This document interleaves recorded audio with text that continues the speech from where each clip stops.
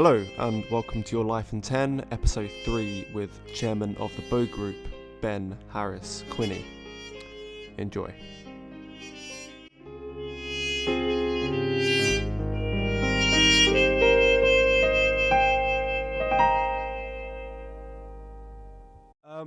Were you always conservative or of the right, or was that something that came to you later in life? No, I think I always was. I think it's always been instinctive, and I think it really comes from a sense of place, a sense of nationhood and community and all of those things that I loved where I came from and wanted to maintain that, and everything else flows from that, really. So it was sort of the nature of your hometown that kind of embedded that within you. Yeah, the nature of my home, the country I grew up in, experience of other countries as well, and my family and friends, and I was always a believer in culture over economics. You know, the quote that, having worked with the Breitbart people, the Andrew Breitbart quote always stuck with me, that politics is downstream culture, not economics. And it was that sense of identity and a place and a community, as I say, that I think was much more of a motivation than, well, I think taxation should be 10% lower. Do you think you have a naturally almost rebellious spirit in a way to have avoided being, seduced when you were young by the sort of leftist romantic ideas? Well, I do more so in the Conservative Party sense, because a lot of ovations were made to me in my, not my young life, of course, but my, ever since university, really, both by the modern Conservative Party and even by the European Union, to try and, as you put it, seduce me, sometimes quite literally, into a way of thinking that is essentially, progressive globalist liberalism. And I think that is, at least up until very recently, that is the pitch made to a lot of young people going into politics, i.e. that you will have a much easier life if you accept this view of the world. And I and a few others made a very conscious decision to rebel against that at great cost in all sorts of ways. But I think, yeah, it probably speaks to a natural desire to rebel. But I don't necessarily, I've always had that quite bellicose, fighty spirit, I suppose. But I don't think it is just being a contrarian. I think it's because I really didn't like the way things were going. I think I often wonder if I'd come up in the Thatcher years, for example, or even in the Churchill years, or in the Disraeli years, would I have also been a rebel against the status quo? And I don't know, but my tendency is to think that because the Conservative Party ceased to be conservative at the same time I came up, that is really what lit the touch paper on my natural rebelliousness. It's interesting that you had sort of both two different sides tugging, on either arm. For most people, at least nowadays in university and in the workplace, it's overwhelming pressure to join the progressive team. Yeah. I mean, that was absolutely the case for me. I mean, if we're talking, there were a handful of people who opposed this direction, a handful of young people who opposed this direction, most of whom have gone on to some prominence, but the vast majority, and I'm talking even within the big C conservative umbrella. I came up at the time of David Cameron, and the emphasis was very much on discarding the out-of-date conservatism of old and joining the modernization agenda, which was essentially a continuation of the Blair years. So the peer pressure was very much on being progressive, being liberal, being globalist, and as the saying goes, I've got the scars on my back to prove it, because if you stand against that sort of stuff, even now, but certainly 10-15 years ago, you get attacked very consistently. But it goes back to essentially my motivation for getting involved in politics in the first place, which was I'd grown up in the Blair years. I didn't like it. I saw that it was taking my country in the wrong direction. I wanted to oppose it. So there's absolutely no point getting involved to support the continuation of it with, as I say, a 5% lower rate of tax.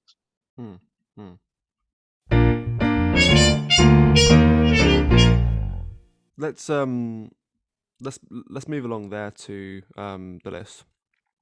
We'll start with your book, and it's an interesting caveat because you can almost see the seeds of today's cultural conflict in the Blair years and subsequently in the Cameron and May and even Johnson years. Your first book is about something similar, about the future of conflict between peoples being cultural and not military between nation states. Your first book is Samuel Huntington's A Clash of Civilizations. Yeah, well, I mean, that just shows you what a two-dimensional figure I am, because I know with what you were looking for, you were hoping for references to literature and music and all these things, and my first book is an intensely political book, and not just a political book, but one that rests entirely in political theory. But what I've tried to do is describe my most significant influences. And I was a student of international relations and economics, and the two competing texts when I was at university were Fukuyama's End of History, that theorized that liberal democracy was going to take over the world, and we had reached the end of history, and everyone had agreed that this was the best model, and it was purely a matter of time before everyone got in line with it. And Huntington, that said, no, the deep cultural divides in the West and beyond that had been papered over by a relative period of economic plenty would soon come to the surface when that economic plenty, or the Ponzi scheme that is the Western economy, collapsed. And that was the theory, the analysis of the world that spoke to me a lot more powerfully. And I felt that liberalism wasn't an inevitability, and actually that human nature rested more in the desire for separate identity, a desire for place and nationhood, and that as Margaret Thatcher said, the facts of life were conservative, and that we would return from the anomaly that was the liberal period to a period which fitted in more closely to that model. And I couldn't have predicted how quickly that would happen, but actually it almost happened immediately after I left university. We very quickly had things like Brexit and Trump, and I think we will continue to get more things of that ilk, that the Fukuyamas of the world, the liberal progressive agenda, have told us would never happen and are impossible. So Huntington distilled that in a way that really spoke to me, and I found extremely powerful. and I think my life experience has only been to prove him right year on year. It's a far more grounded theory than the end of history, and it's been vindicated completely. Well, you can never completely vindicate a theory over the course of history, but certainly, yeah, my instinct was that is closer to reality and to human nature, and as I say, that you almost couldn't have written a post-university decade that would be more in line with what Huntington said. Mm-hmm. And it's funny you mentioned the sort of the house of cards falling in the Ponzi scheme of the Western economy. That's kind of what came first, really. Was the modern kind of malaise in culture seems to have come from the crash in 2008. Yeah, I mean, I think the two are obviously interrelated and inseparable. What I found most interesting about the Brexit vote and the Trump vote were the amount of people that said, I'm actually quite satisfied with my economic situation. However, I'm dissatisfied by the direction of the country.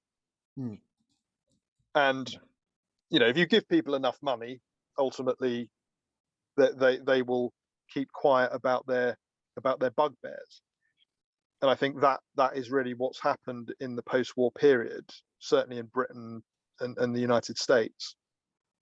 But even with that, I think there has been a discontent in the public as to the direction of things. And as soon as there is a blip in the economic circumstance, all of those concerns and realities come to the surface. Yeah, and I think people are starting to wake up to the fact that they were, that they were sold snake oil in the form of sort of hyper modern technocratic post Cold War liberalism. Well, yes, in that we are told that our lives are getting better, that everything is improving, but I think consistently, when it comes to notions like happiness, contentment, again, identity, those things are shown to be in decline.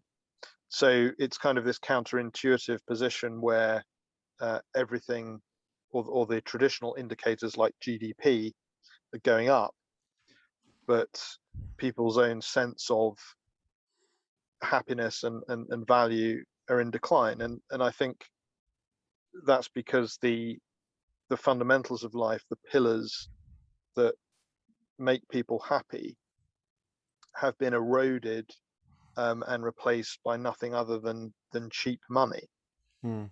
And even if cheap money can paper over the cracks for a while, inevitably,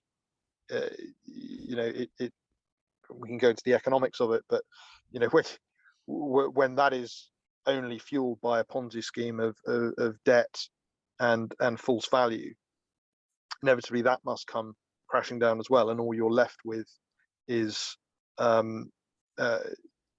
wreckage of the things that once made life meaningful and great, exposed without even the trappings of wealth to show for it. Yeah, I mean, there are more important things than money. Let's move along to your second book, which is one that I'm surprised I haven't heard on the show yet. It's sort of almost like a rite of passage book if you to read it. It's George Orwell's 1984. Yeah, well, I mean, I think you mentioned a sense of my rebelliousness before, and again, what I've tried to do is describe the things that have influenced me most, that have formed my worldview. And I read 1984 at quite a young age. I think I was probably about 11, and it is sort of the skeptic's Bible. Yeah. It's a book like many of Orwell's books, but I think 1984 is kind of the touchstone that not only asks questions about the state, but also presents a warning, particularly in a technologically advanced society, as to how easily things can slip into totalitarianism and fascism and an erosion of personal liberty. And so, in that sense, it's a terrifying book. Yeah. And one that I think is so powerful because it is so plausible. The most see, yeah, all of the roots of what he is talking about. I mean, I read the book, of course, after 1984, the year, so it didn't come to pass in the time frame. Not that I think Orwell was saying this will happen by 1984. I think he presented it as much more of a notional critique than that. But you could certainly see, even at the age of 11, look around you and see so many things that I think spoke to those dangers and spoke to a reality that I think we now live in different form, in which we are now all the agents of our own surveillance, rather than relying on a government centrality. But nonetheless, we are almost completely surveilled as citizens. Yeah, you're right. It is a terrifying book because it is plausible. You look at the nature of things like CCTV and and like things like Alexa and phone tracking and that sort of thing, where you realize just in the 21st century just how easy it is to do that, where a government that ostensibly is democratically elected can just do this like it's nothing. But the part about the book that I find the most almost sobering is that, and spoiler alert to anyone who hasn't read it, but Big Brother kind of wins in the end. Yes, and I think there is where reality has been different to 1984 is that 1984 picked that obvious centrality of government, which is entirely understandable because the history of governments is in no small part a history of tyranny and a history of people dying at the government yoke. What I think has actually happened, and this was very apparent in debates around Brexit and Trump and the recent febrile political debates that we've had, is not necessarily about a government, but is about the sense of an establishment, the elite, whether they are in like the party, but it's sort of disparate. Yes, it's more diffuse than Orwell put forward, and in fact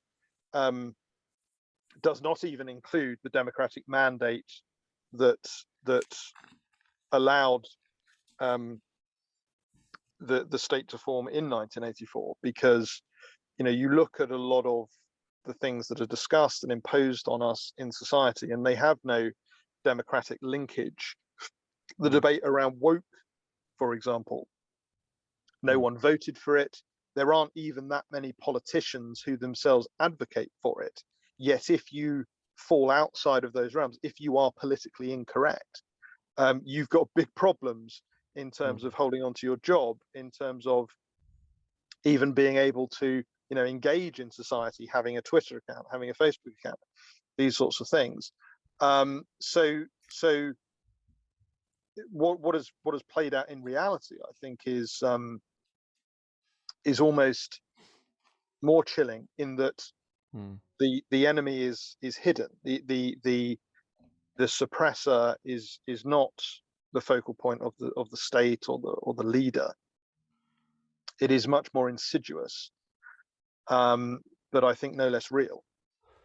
Well, it's almost like in the telescreen on the wall, right? It's not really a person. It's kind of, you don't really know who's in charge in that book. You see Big Brother, but he's not really you never see him. He's just in posters. It's not even known if he's still alive or not. No. Big Brother is iconography essentially. Hmm. But what you do understand in 1984 is that the party is in control. Hmm. You know, there is a sense of centrality to it, which I don't think is the case in our society. It is more diffuse, and I think almost more open to conspiracy theory than even 1984 was. In the sense that, as you say, we don't actually know what the root of all this stuff is, where these ideas are coming from, where these impositions are coming from. Whereas in 1984, they sort of did know. The iconography might have been obtuse, but ultimately they knew this was a party, a government centrality that was pumping this stuff out. There's not a ministry of truth. There are ministries of truth. Right, and there are societal arbiters that I think are much more difficult to track or put your finger on or hold to account than even was the case in 1984. Yeah, I don't think anyone, not even Orwell, could have predicted a sort of 21st century tyranny. It's a completely different kettle of fish to the 20th century, to the the USSR and Maoist China and the Nazis, and it's Quite. completely, I mean, yeah. For 1948, he did a great job in pointing to a danger where the citizen becomes downtrodden, suppressed, under the yoke of a higher power in a way that had never actually existed in human history. Because whilst, of course, you've had tyrannies and you've had suppression of peoples throughout history, it's never been entirely comprehensive. So even a serf still had the liberty of being able to conduct themselves in their own domain without surveillance.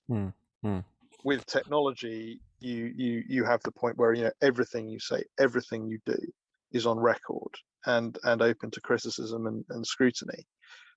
And I think this was described in 1984 when he would go out of the city. So the city was the surveillance machine, but he would manage to go out of the city to escape with his girlfriend to the countryside, which is not the case anymore in terms of, ironically, we now take our own surveillance devices with us to the countryside, where we report on ourselves and what we've been up to and what we're thinking and what we. There's kind of a fusion there with Brave New World. Then Brave New World is much more about the people are kept in check by their vices and their addictions, as opposed to just sort of blind terror of what will happen if you dissent. Yeah, I mean, the Huxley also spoke, I think, very powerfully to this dystopian danger that is delivered largely by technology. And many other authors have done so before, during, and since. I mean, I think there is a recognition that stems from a lot of these works that liberty is important and tyranny is a danger, but B, and probably more increasingly in this quarter, that technology in and of itself presents that danger. And we may get to a point where there is no human component in it, that technology in and of itself is the danger. Yeah, absolutely. Is it a book that you find yourself returning to? Well, yes. I think Orwell was also a great writer, and I think certainly as an author I return to him very frequently. 1984 is kind of etched into my brain to the point that I could pretty much recite it.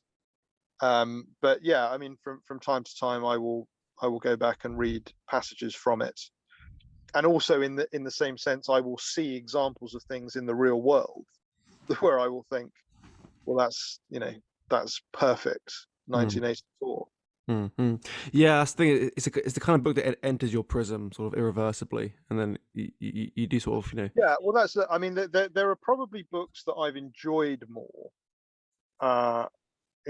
reading, or found more interesting in some way, or spoke to my personal life in a more significant way. But 1984 was a book that set the context for me, and I think I had somewhere towards the most profound influence on shaping my worldview. Let's move along there to your third choice, which is the Bible. Yeah, it's quite a famous one. This one, yes, quite widely read. Yeah, it's been huge actually. It's done so well, the Bible, over the years.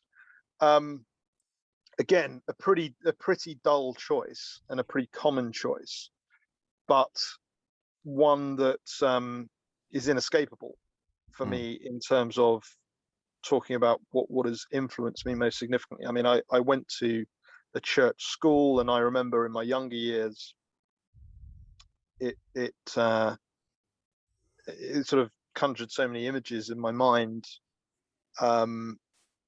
It was the key text of a church school upbringing in those days. But then, as I got into my teens, I didn't consider it at all significant. But what's happened as I've gotten older is how much truth I have realized was in it. It's often talked about by another hero of mine, Ricky Gervais, of, Bible says the earth's only 6,000 years old, clearly wrong. And there are a lot of things like that in the Bible, but in terms of the rules it lays down and how it says, you shouldn't do this, you shouldn't do that, often in ways that don't particularly go into detail. I think in later life you come to realize, these things don't actually bring you pleasure, they bring you pain in the long run. And there is so much profundity in having those core foundations. Also, I find it personally helpful to view the stories as sort of epic sort of mythologies with the moral universe of Christianity kind of baked into them. Well, yeah, I think those. I mean, the stories are clearly there to bring the ideas to life, rather than just having a long line of rules and regulations. But I guess what I found most both disturbing and enlightening at the same time is the realization of how much of it and how much of the ritual around it is central and important. If you come to understand the theology, it's what Ronald Reagan talked about when he talked about the phenomenology of evil.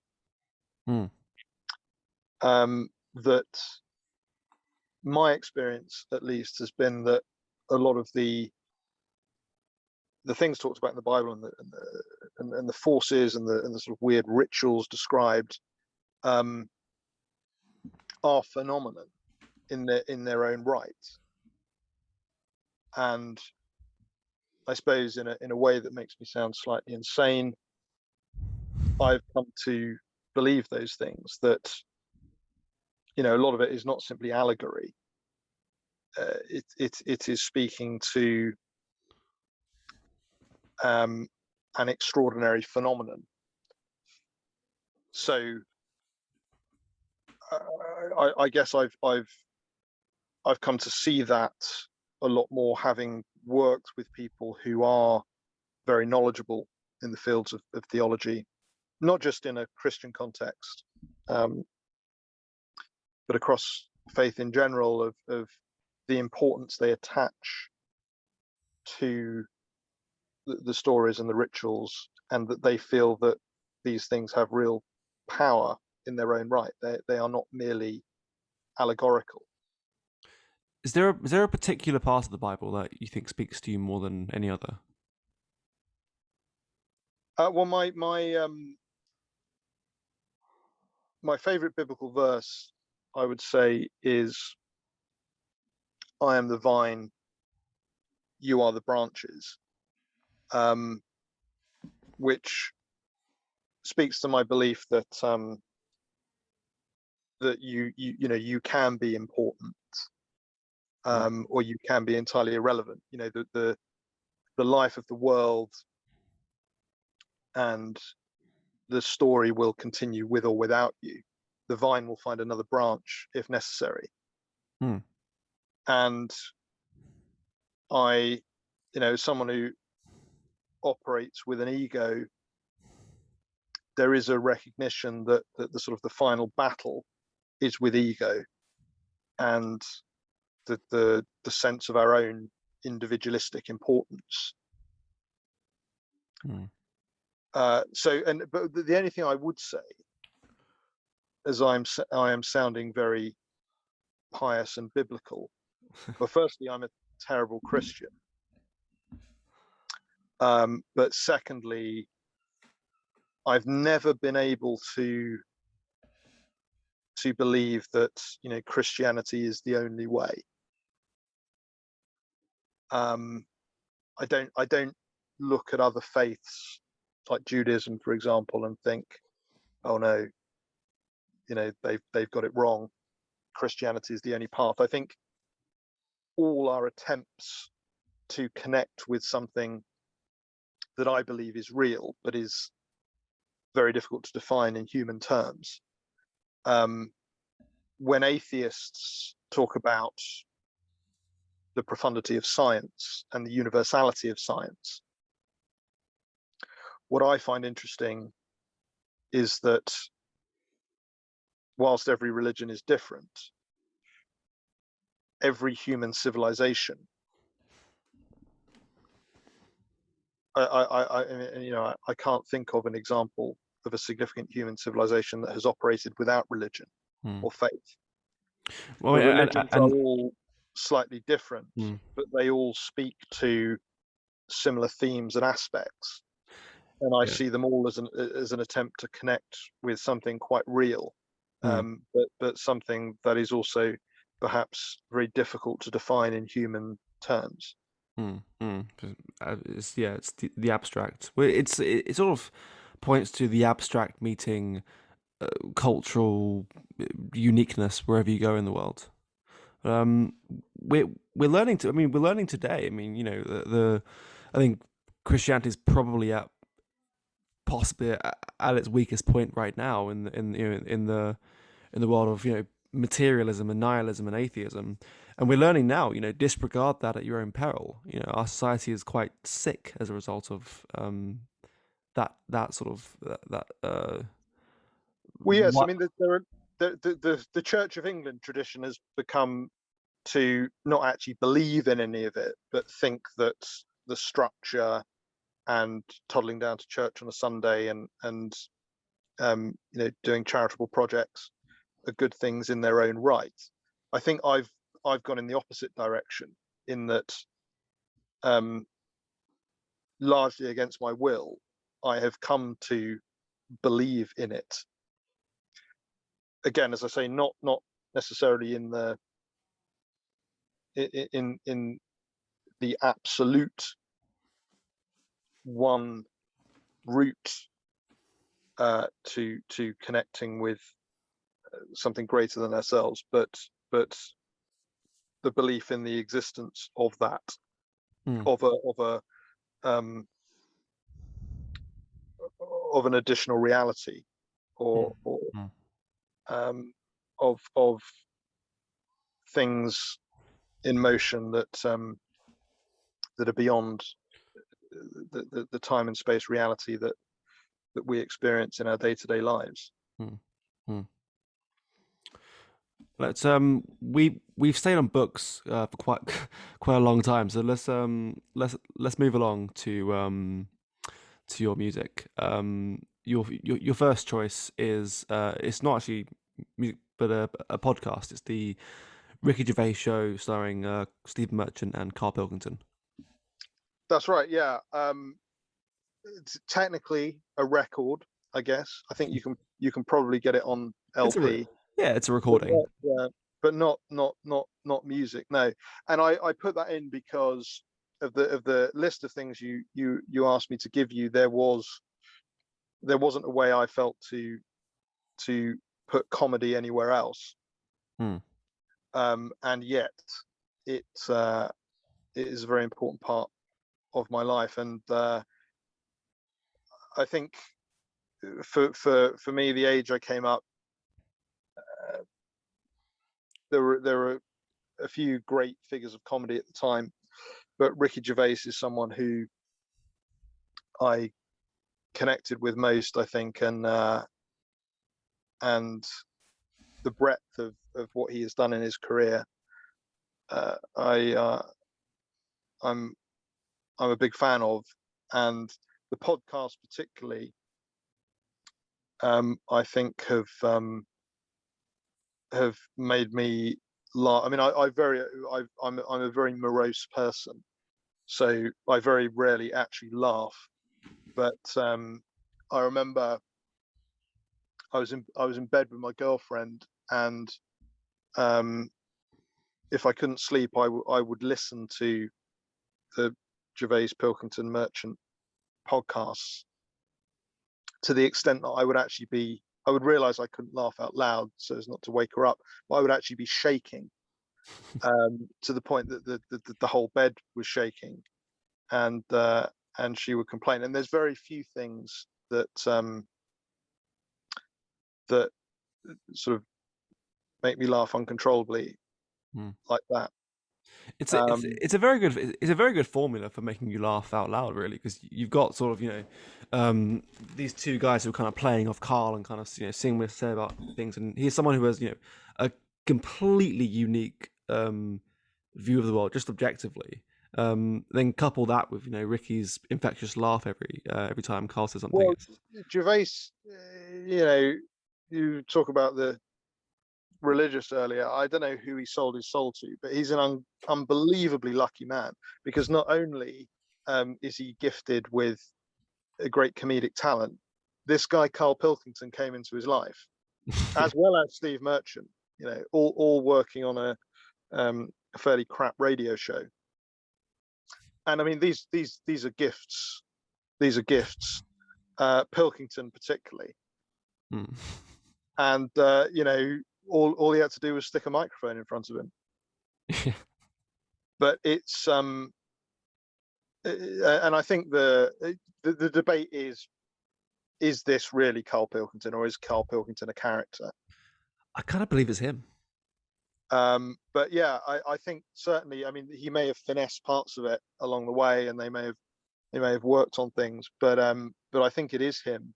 And I think it is one of the greatest comedic finds that there has ever been.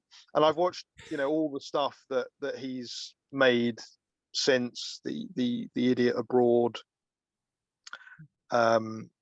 He did a show of his own, actually, called Sick of It. Yeah, on Sky. It seemed a bit more serious, that one, than podcast.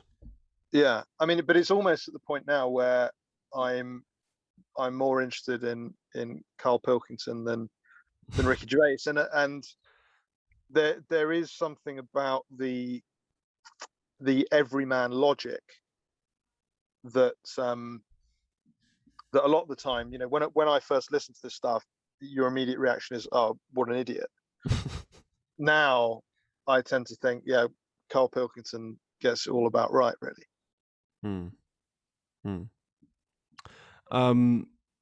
Your second choice is the song "Glory Days" by Bruce Springsteen. Yeah, again, in my view, there are many superior Springsteen songs. Thunder Road, for example, is probably the better song, but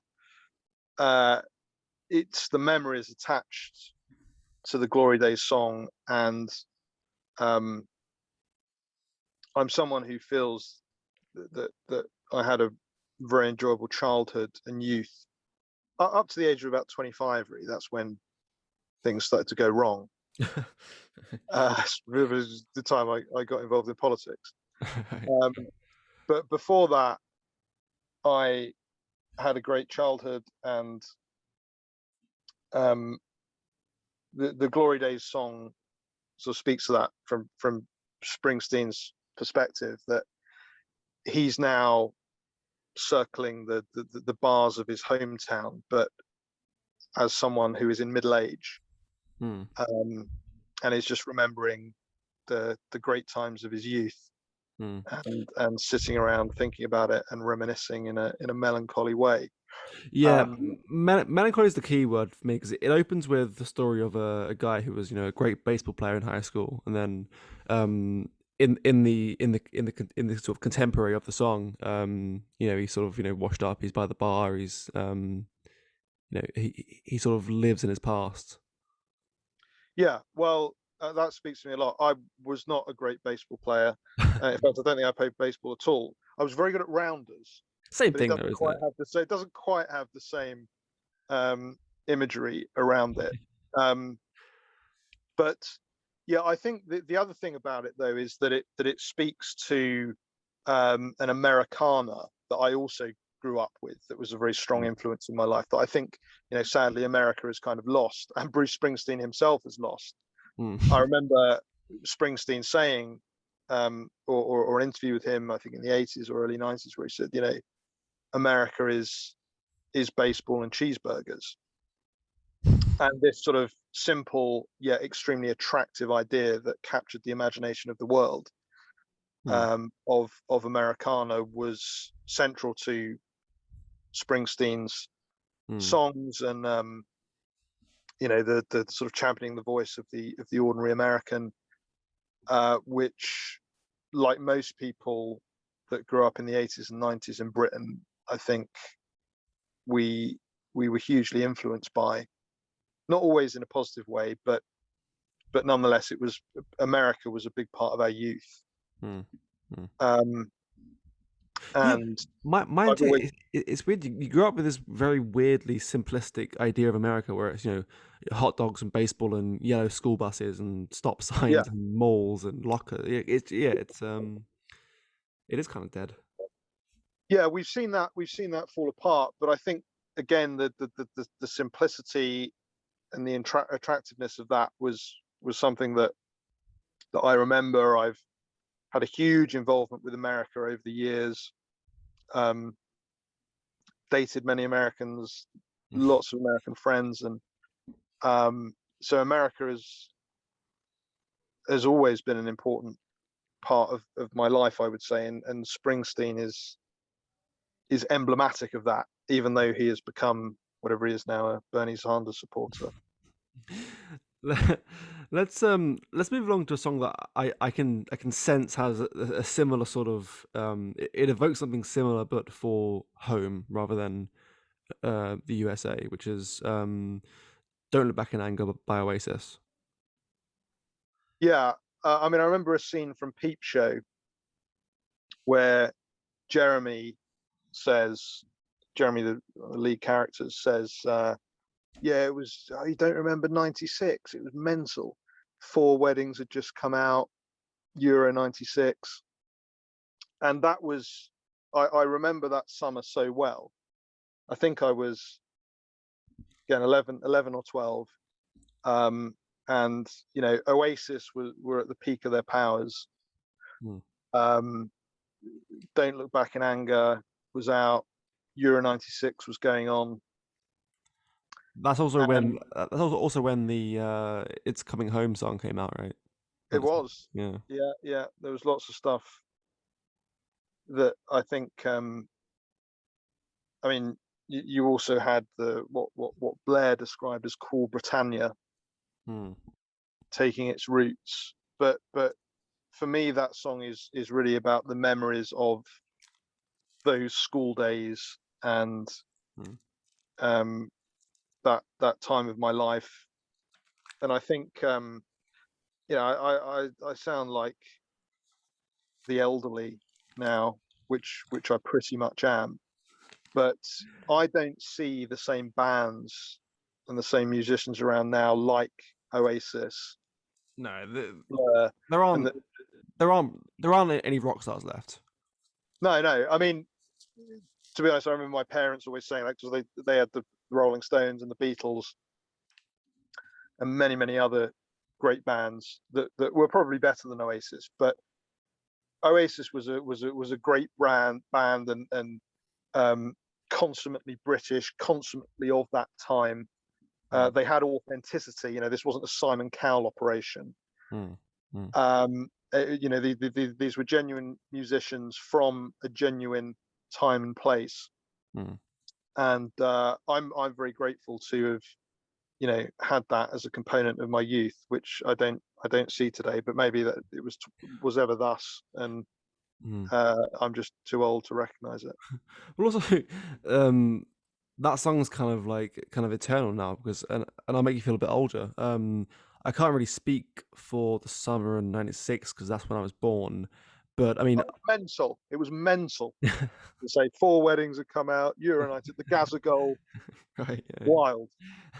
Well, I remember that song. I connect that song with the summer of 2014 when I just finished my A levels. And it's a very wholesome kind of end of the night. Like I think I hear it and I picture arms around your friends, a bit drunk, kind of swinging side to side, belting out the chorus. Yeah. Well, I mean, and throughout everything that we're talking about, there is also that sense of melancholia. The looking back to the past is exactly what the song talks about, which I think has become a significant part of my identity. But yeah, it evokes emotion, as you say, of togetherness, of camaraderie of all of those things, and it always takes me back to that place.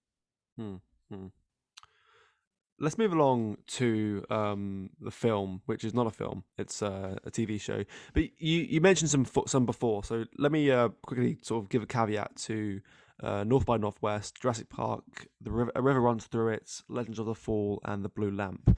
But you've gone with a TV show, which is The Sopranos.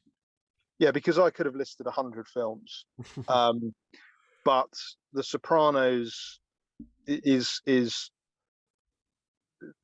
absolutely the thing that stands out in my mind in terms of media across the board, really, of having a massive influence on me. And also, I think it was the start of the transition from film to TV as being the prestige thing. And I think now TV series are kind of bigger than films, which really wasn't the case prior to The Sopranos. It kind of made like mobster stuff cool again, right? I mean, like mafia media was massive in the 70s and 80s and 90s, and then it kind of died down a bit. But it made organized crime kind of cool again. Well, I mean, there is that sort of cliche of every young man, certainly, that starts out or thinks they want to make a film, wants to make a gangster film. Right. But and yeah, maybe there had been too many in that vein. But for me, The Sopranos was about the death of the alpha male. It was about the last vestige of masculinity and the alpha male that could exist, in Mm. that, you know, you couldn't be that way anymore as the CEO or even as the president. But as the mafia boss, because it wasn't regulated by any of the things that those other things had become, you could still be the alpha male, but the encroachment had began into being the mafia boss. So he is this archetypal family figurehead, both in terms of his personal family and also the mafia family. But the modern world is encroaching into it, and, you know, he's having to see a psychiatrist. He's having to get in touch with his feelings and his subconscious. And yet he is kind of pushing back against it. And so in that character of Tony Soprano, you've got the maelstrom of the modern world encroaching on an old way of life. Sort of And the, you know, sort I of, think yeah. Tony Soprano, played of course by James Gandolfini, kept that idea and ideal of masculinity alive. Yeah, sort of the outlaw who's fighting being civilized. Right. And I think it's also it's interesting that you end up rooting for him despite all of the very, very bad things that he does. You end up rooting for him because he is the underdog against the modern world. And, you know, I always saw it that that the 90s, from a media point of view, were kind of balanced between Sex and the City and those sorts of things that were arguing for a complete breakdown of the previous societal structures, and, you know, all of the things that you've mentioned. Whereas The Sopranos was an advocacy for traditionalism, albeit in both cases in imperfect forms. And, you know, quite frankly, I think The Sopranos was far, far better as a piece of art. It will sound like hyperbole, but I think it is one of the greatest things ever made in terms of artistic merit. What do you think of the ending? Well, I referenced the song "Don't Stop Believing," and I have never stopped believing in Tony Soprano.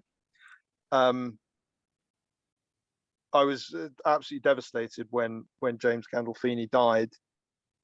It's one of those weird things, you know.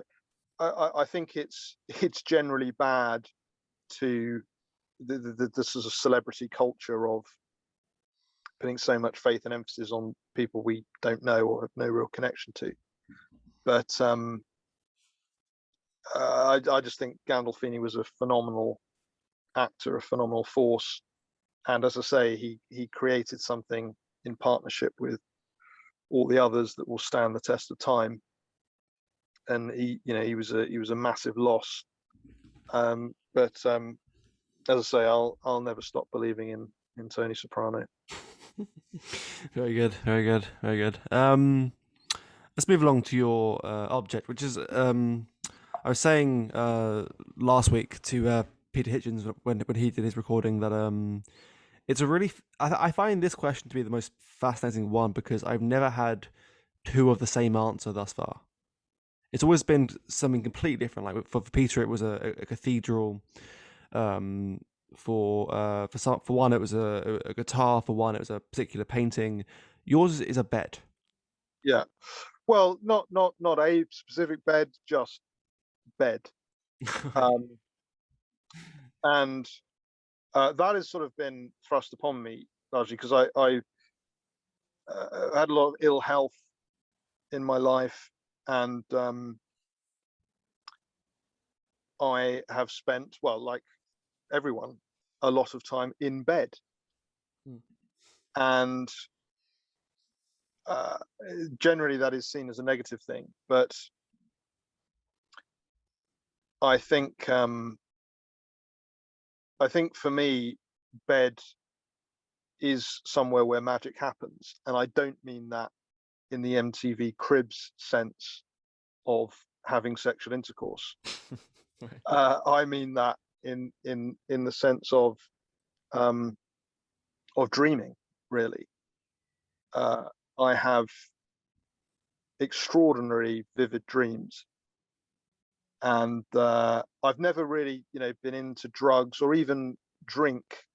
I drink, but it's not something that bowls me over. But that slipping into dreams, I suppose, is where I find my release in that sense, where I sort of exit my reality. And I think, I really do believe in it as a process of coming to terms with different things in your life and seeing things from a different perspective. And the other great thing about it is free. You've got to lay your money down for the bed in the first place, unless you want to just lay some hay on the floor or something. But great value. I mean, 8 hours of entertainment a day for free. Yeah, you spend a third of your life there. You may as well enjoy it. Yeah. So a lot of people think that it's a terrible thing to be in bed, and sloth and laziness and all of that. But I think you can make it work. Do you like watch like films and TV in bed? Well, yeah, sometimes, but I was really talking about it more as the experience of bed in and of itself, that you are asleep and you are and you are exiting your reality and going somewhere else. I do often find the most peaceful part of the day to be right before you fall asleep and just after you wake up. It's just kind of a bliss where you don't really have to do anything. You just lay there. Well, comfortable. I hate waking up, because that moment where before you check your phone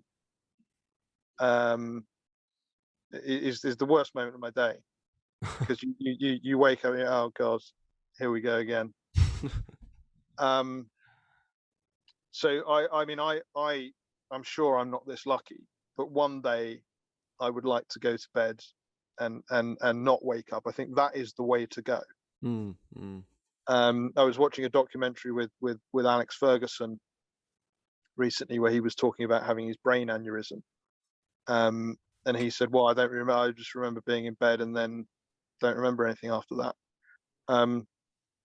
So I think if I could pick a way to go, it would be to go to bed and not have the bit where you wake up and check your phone. As morbid as that sounds, but yeah, certainly the going to bed bit, I'm on board with. I like. It's a good moment. Yes, it is. Yes, it is. Let's move on to your figure from history, and that's Margaret Thatcher. Yes, well, this is rather an obvious one, and I'm a bit embarrassed by this and a few of my other answers, because I often ask this question of other people, particularly involved in politics, and invariably you get the answer of Churchill or Thatcher in the British context. But in my case, my grandmother was very involved in with Margaret Thatcher in the 50s and 60s, in that she helped to campaign for her to become the MP for Finchley, and she kept that connection in my grandmother's case throughout her life. And I had the privilege of meeting and spending some time with Margaret Thatcher, sadly after my grandmother had passed away. And in that sense, she wasn't just a figure from history, but also a figure that had a very direct impact on my family and I. And I'm not someone that thinks that she has no faults or could do no wrong or didn't make mistakes. But I think she was the most extraordinary person, the most extraordinary figure. And one that has had a huge influence on my political life and political outlook. And actually, you know, the last time I saw her, I promised her I would hold the line against people like David Cameron, who she absolutely loathed. And in a way, you know, that promise and those conversations gave me a lot of steel to frankly oppose the Conservative Party, which sounds bizarre.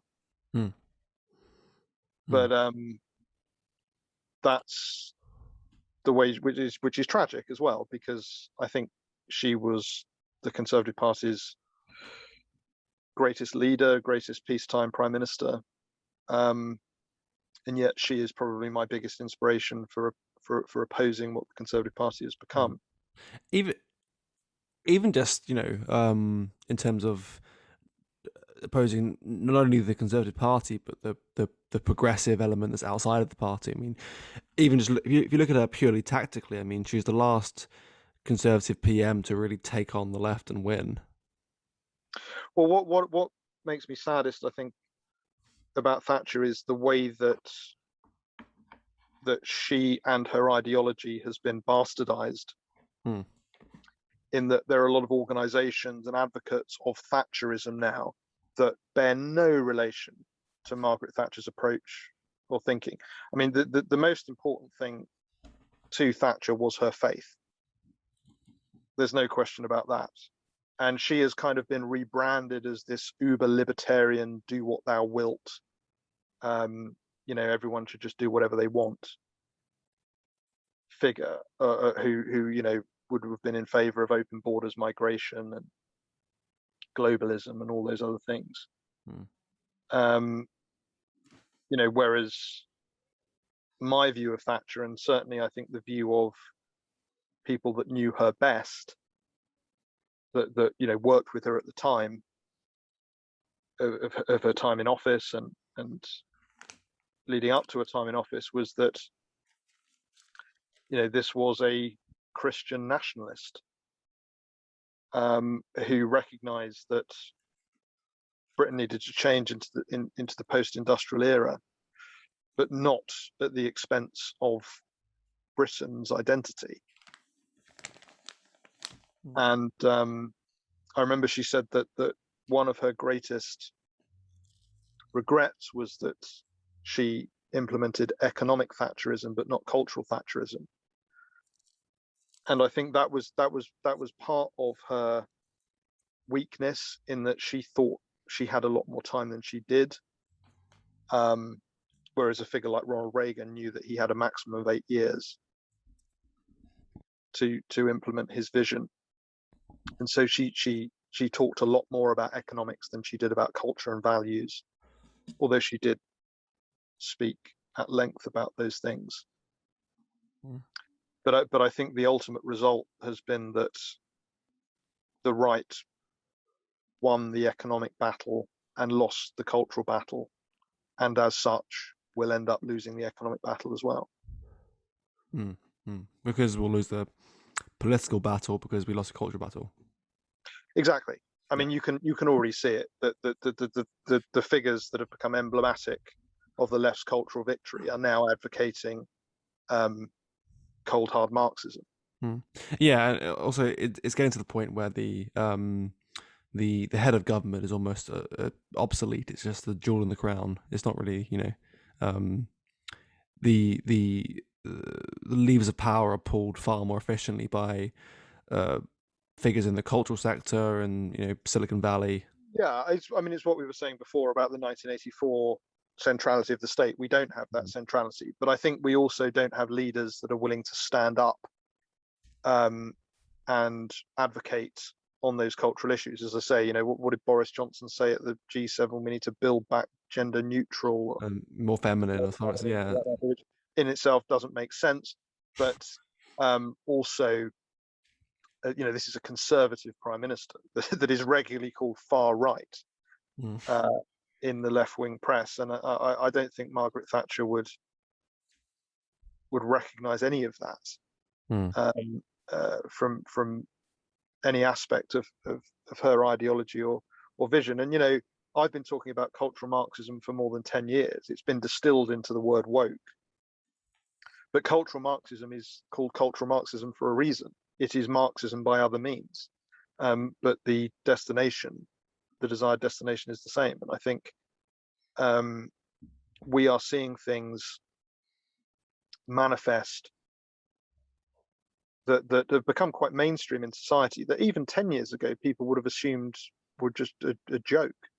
You know, some of the extreme elements of the LGBT debate, the critical race theory debate, are tantamount to madness, and indeed are featured in sketches by Monty Python and Big Train and other comedy shows as being, you know, absurd nonsense that would never happen, and now they're kind of mainstream ideas. So I think, yeah, Thatcher's biggest weakness, as she recognized herself, was engaging on the cultural front more than probably any prime minister since, but nowhere near enough. Let's move along to the last item on your list, and that is your contemporary figure. It's Raul Gonzalez Blanco, known mostly as Raul, the Real Madrid and Spain striker. That's right. Well, and this is probably the weirdest one in the context of what we've been talking about. But half of my family, or part of my family, is Spanish, from Catalonia. And when I was growing up, my family in the UK was not remotely interested in or involved in football, so I didn't really grow up with that at a very young age. But my cousin was a big Barcelona fan, and out of competitiveness, I picked the team Real Madrid to annoy and counter him. But what happened was that choice pulled me into the world of football, which again has become an extremely important part of my life. And I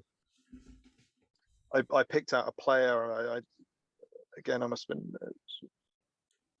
10-ish. I didn't know who any of the players were, but I picked out this guy Raul, and as time went on, I became a bigger and bigger fan, and went to watch him play throughout his career.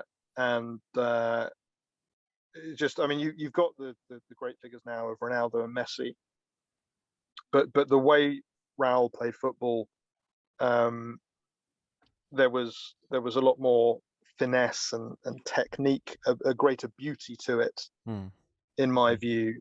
Sort of tones of Andrea Pirlo, but also just a phenomenal scorer of goals. And I followed his career right the way up to him finishing it in the United States, where I actually went over to New York for the last couple of months of the season to watch him finish his career, which he ended by winning a cup. And it was just kind of an encapsulation of, again, my youth. Did you see him when he was playing in Germany? Yeah, at Schalke. Yeah. He got into the semi-finals of the Champions League, and I watched a lot of those games. I went up to Old Trafford. They lost to Manchester United, but I watched those games as well. And I lived in Madrid for 2 years, where I watched him play week in, week out. I remember him quite fondly, because when I was first getting into the sport, it was like 2003, 2004, and that's when Real had the Galacticos. They had Beckham, Figo, Zidane, Yeah. Roberto Carlos, R9, Ronaldo. But there were a few players there who they weren't superstars bought for big old bag of gold. Players like Guti and is it Salgado, Casillas, Yeah. but also Raul. Yeah. Well, Raul was actually very much against the Galacticos policy and idea, and what a lot of people forget is that they barely won anything. Yeah. The Galacticos, Raul had won.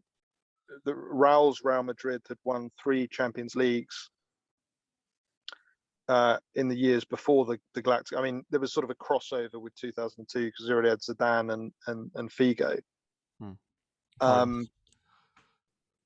But then after that, when Beckham went and the original Ronaldo was there, they didn't win anything for 3 or 4 years, I think, and then they won the league in 2007. But for Real Madrid, winning the league is kind of taken for granted. They want to win the Champions League. They want to win everything every year. But the other fascinating thing about Real Madrid is there's enough politics in Real Madrid to sate the biggest politics nerd in the world. So there was a huge amount of backroom politics, which is still going on and manifesting itself in things like the Super League, which was the Real Madrid president's vision, Florentino Perez. But I really tried to lobby to get Raul back into the Spanish team, because he played his last game for Spain, I think, in 2006, and of course immediately after that, Spain went on to win the Euro Trophy, the World Cup, and the Euro Trophy again. And I've actually got a Raul shirt that is signed by him and signed by the former Spanish president Aznar, to prove that I made an effort to go around to as many powerful people in Spain as I could, to make the case for putting him back into the team. And that was very controversial in of itself, because he was seen as a very powerful figure, and the decision to remove him from the team is hugely talked about in Spain. I mean, in Spain, the football press, Marca and AS, is bigger than the political press. Right. They are absolutely obsessed with football, both at club level and the national team. So it's a political circus, and I guess that was part of what attracted me as well. You've got all of that intrigue going on.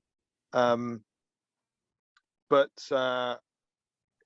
he was a phenomenal player, and he also played in a way that I think harked back to the gentlemanly pursuit of football as well. So he was never sent off, never booked for diving or anything like that. And I suppose in a funny sort of way, he kind of had a big influence on my attitude to sportsmanship, fairness, general life. Because I mean, when you're a kid,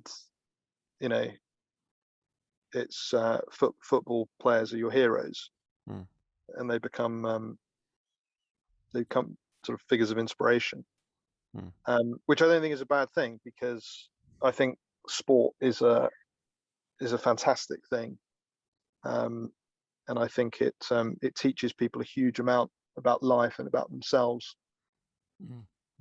So I'm an advocate for that, and had it not been for me getting into football in that way and getting into Real Madrid and following Raul, I don't know if I would have been such a sports fan. Well, we've come to the end, Ben. Thank you very much for doing this. Oh, it's been an absolute pleasure. I mean, it's rather depressing that even though this was supposed to be a non-political interview, we've spent so much time talking about politics. But I suppose that speaks to my lack of wider interest. Well, I mean, we started with culture and naturally ended up in politics, so it well, makes sense to me. we ended up at Real Madrid, which in my view is never a bad place to end up. But yeah, I think it's very interesting to me to listen to other people in politics talk about the things that influence them and inspire them, because I do think that is something we lack in politics. In that, you've got figures like Robert Jenrick and Matt Hancock, and one assumes they read books, but generally, I think a lot of political figures come across as very flat and uninspiring and uninterested. So I think it would actually be a good thing to see a few more well-rounded figures. And you mentioned that you've interviewed Peter Hitchens, and I'd be very interested to listen to what his motivations are. Great. Yeah. Well, until then, I think, Ben, we'll leave it there for now. That was Your Life in 10. Thank you. Thank you. It's been a pleasure.